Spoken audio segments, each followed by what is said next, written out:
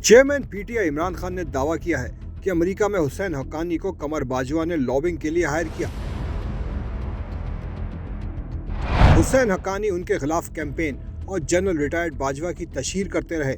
बाजवा ने आखिरी मुलाकात में कहा, इमरान खान आप प्ले बॉय हैं, तो उन्हें जवाब दिया कि हाँ वो प्ले बॉय रहे हैं। कमर बाजवा कमर पर छुरा घोंप रहे थे और हमदर्दी भी कर रहे थे।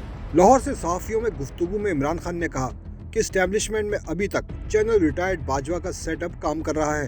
पाकिस्तान में एस्टेब्लिशमेंट का नाम एक आदमी है। मुल्क तब चलेगा जब फौज और सियासी पार्टियां एक प्लेटफॉर्म पर होंगी। असेंबलियों में जाकर क्या करेंगे, कोई फायदा नहीं। मुल्क में शफाफ इलेक्शन हो और पायदार हुकूमत बने। शफाफ इलेक्शन से मुल्क में इस्तेहकाम आएगा।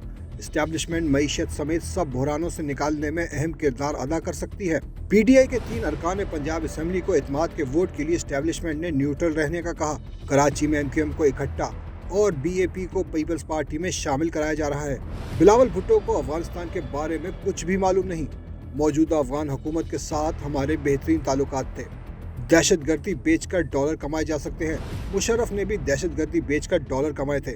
मुशर्रफ के इक़दाम से 80,000 जानों का ज़िया हुआ। उनका कहना था कि मिलिट्री ऑपरेशन के हमेशा खिलाफ था।